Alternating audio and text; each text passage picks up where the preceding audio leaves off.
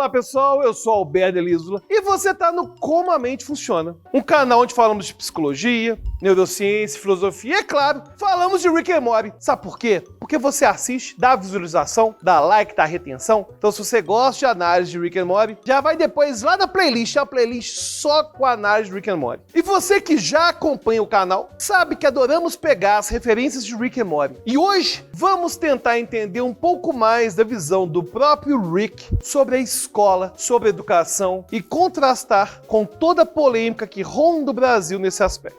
Afinal de contas, será que a escola como a conhecemos é mesmo o melhor padrão para educar as pessoas? O chamado homeschooling, ou simplesmente escolarização em casa, apresentaria uma opção melhor? A opinião de Rick sobre a escola é muito bem resumida desde o primeiro episódio da série, onde ele diz a Jerry que se mostra preocupado com as notas de Morty. Vou te falar o que eu acho da escola, Jerry. É uma perda de tempo. Um cara lá na frente fala 2 mais 2, o pessoal de trás fala 4, aí toca o sinal, te dá uma caixinha de leite, um pedaço de papel que fala vai cagar ou sei lá o quê. Rick usa isso para defender que Morty continue indo a diferentes aventuras com ele, que na verdade representam um conhecimento infinitamente maior do que é a realidade. Ou seja, não é um lugar para pessoas inteligentes, Jerry.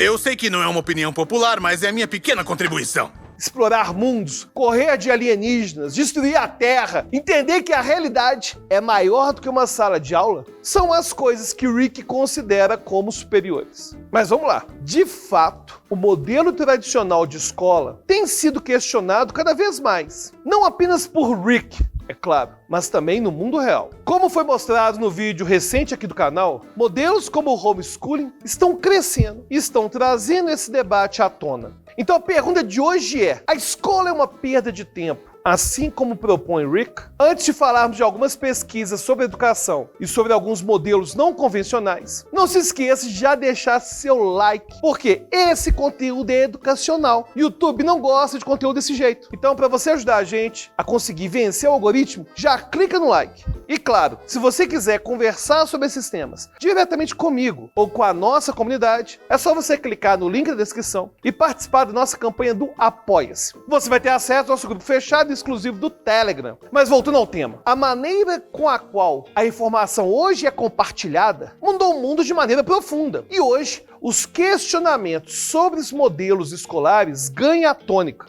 Primeiro, é importante entendermos que, apesar dos benefícios trazidos pelas escolas, nossa espécie já se educava de outras maneiras há muito tempo. Existem muitos autores e formadores de opinião que apontam que o nosso modelo atual ainda é um resultado de uma visão vinda da Revolução Industrial, mas essa também não é a verdade completa. Mas mesmo assim, pode ser um pouco cômico imaginar que nos apegamos ao modelo que, na verdade, é bastante recente para nós como espécie. É uma tendência bem comum para nós pegar todas as referências de mundo de quando nascemos e crescemos e as extrapolarmos, acreditando assim, mesmo sem perceber, que as coisas duram por tempo indeterminado. Pode ser difícil imaginarmos um mundo onde os Estados Unidos não comandam as relações globais, onde presidentes ou representantes políticos formais não existam, ou onde escolas, como as conhecemos hoje, fiquem só na lembrança. Mas a verdade é que todas essas coisas são extremamente recentes e não existem garantias de que elas sobreviverão no futuro. Diferentes modelos de escola podem ser traçados pelo menos desde a Grécia Antiga, e alguns deles já continham boas semelhanças com o que ainda temos hoje, como um tutor ou professor central e até mesmo padronização dos alunos. Mesmo a consolidação do modelo escolar atual não foi linear e sólida. Ela foi resultado da união de diferentes propostas, testes e tempos. Hoje, no entanto, temos a possibilidade de fazer mudanças muito radicais na maneira com a qual aprendemos, e soluções descentralizadas estão ganhando cada vez mais espaço. Antigamente, a informação era um ativo, algo valioso e difícil de se obter.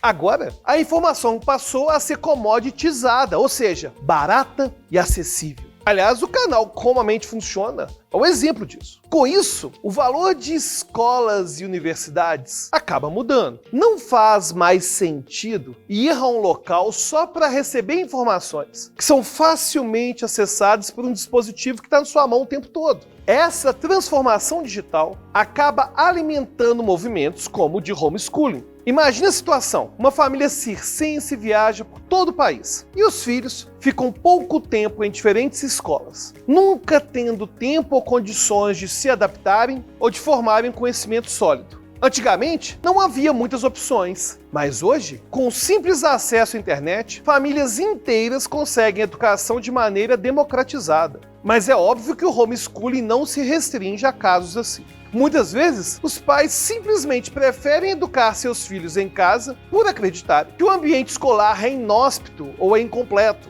Uma pesquisa de 2015, por exemplo, aponta que 40% de famílias negras optantes pelo homeschooling nos Estados Unidos o fazem para dar à criança mais ensinamentos sobre a cultura e a história afro-americana, enquanto 20% dessas pessoas afirmam que o fazem para evitar situações de racismo. Outros pais simplesmente preferem o modelo por ele ser mais capaz de se adaptar às necessidades dos próprios filhos, já que uma criança que apresenta algum comportamento fora do que é considerado típico pode enfrentar diversos problemas em ambiente escolar.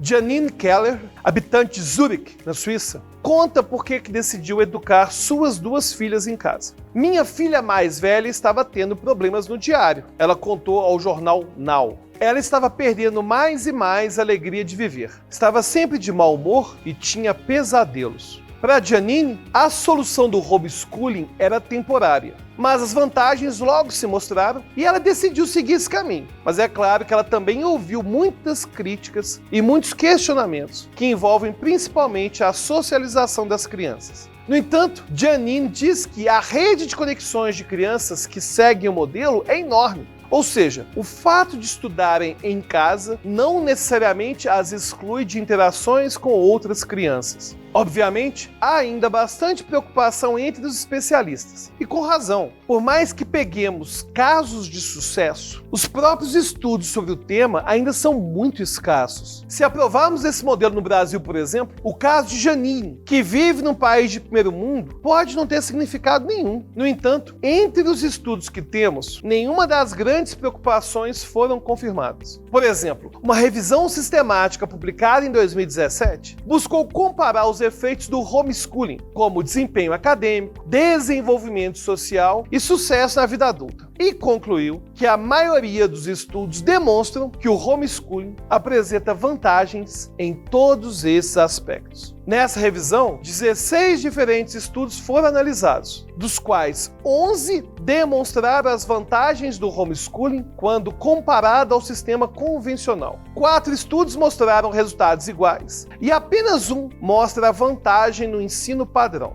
Mesmo que devamos reforçar que existem ainda muitas questões a serem analisadas e muitas variáveis que podem mudar o resultado de tudo isso, os estudos até então parecem demonstrar que outras modalidades de educação podem funcionar muito bem. Aqui no Brasil, talvez vejamos essas modalidades florescer. Outra coisa que joga a favor disso é que ninguém é obrigado a tirar o filho da escola, por exemplo. O que se debate hoje no Brasil é o direito de alguns pais de educarem seus filhos em seu próprio lar. E por isso a situação acaba escapando muitas vezes para as questões de liberdade individual. De um lado, muitos argumentam que toda família tem direito de educar suas crianças como bem entender.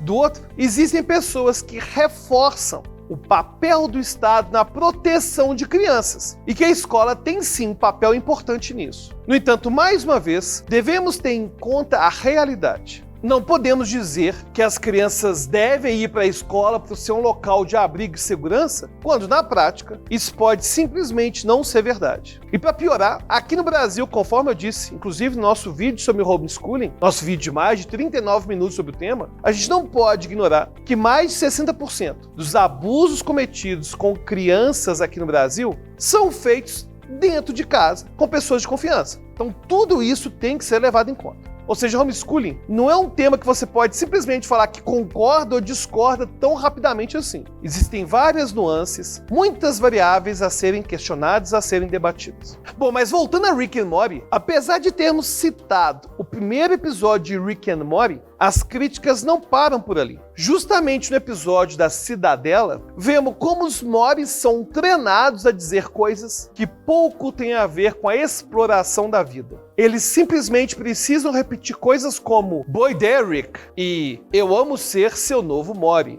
A vida escolar é, portanto, mera repetição vazia. Um lugar não para realmente se preparar para a vida, mas para ser programado. Como diria Paulo Freire, claro, baseado no trabalho de Piaget, uma aprendizagem bancária. Mas olha só, não vou conectar Rick and Morty com Paulo Freire nesse vídeo não. Então vai ter mais treta ainda, mas se você quiser um vídeo conectando Paulo Freire, Piaget e Rick and Morty, pode deixar nos comentários aí, beleza? Outro episódio relevante, onde vemos a escola como palco, é o Big Trouble in Little Sanchez, onde Rick transfere a sua consciência para um corpo muito mais jovem e começa a curtir a vida entre os adolescentes, ainda que no fundo ele esteja pedindo por ajuda. Apesar de não trazer uma crítica específica ao modo de ensino nesse episódio, ainda vemos algumas características no plano de fundo que sinalizam para os problemas do ambiente, como o comportamento do Sr. Goldenfold. De maneira geral, a opinião dita impopular de Rick de que as escolas são perda de tempo tem se tornado um pouco menos impopular nos últimos anos. Muitas coisas mudaram em nossas vidas. Trabalhar de casa se tornou tão comum quanto trabalhar em um escritório. As informações fluem em velocidades altíssimas. A sociedade apresenta mudanças cada vez maiores em seus comportamentos. Talvez realmente seja a hora de repensarmos alguns aspectos na educação. Isso não quer dizer que devamos começar uma revolução e deixar tudo que já foi construído para trás, mas talvez seja interessante cogitarmos possibilidades. De certa maneira, é justamente isso que buscamos fazer aqui no canal. Agora eu queria saber da sua opinião. O que você acha do modelo da escola hoje? Você é contra, é a favor de homeschooling? Você mudou de opinião depois de ver aquele meu primeiro vídeo? Não viu o outro vídeo? Então assiste. Conta aqui suas experiências e, claro, se você quiser sugerir qualquer vídeo aqui pro canal, é só deixar seu comentário. Mas se você quiser interagir diretamente comigo, aí tem que virar apoiador, né? Clica no link da descrição e a gente se vê lá no grupo exclusivo de apoiadores do Telegram. Até a próxima.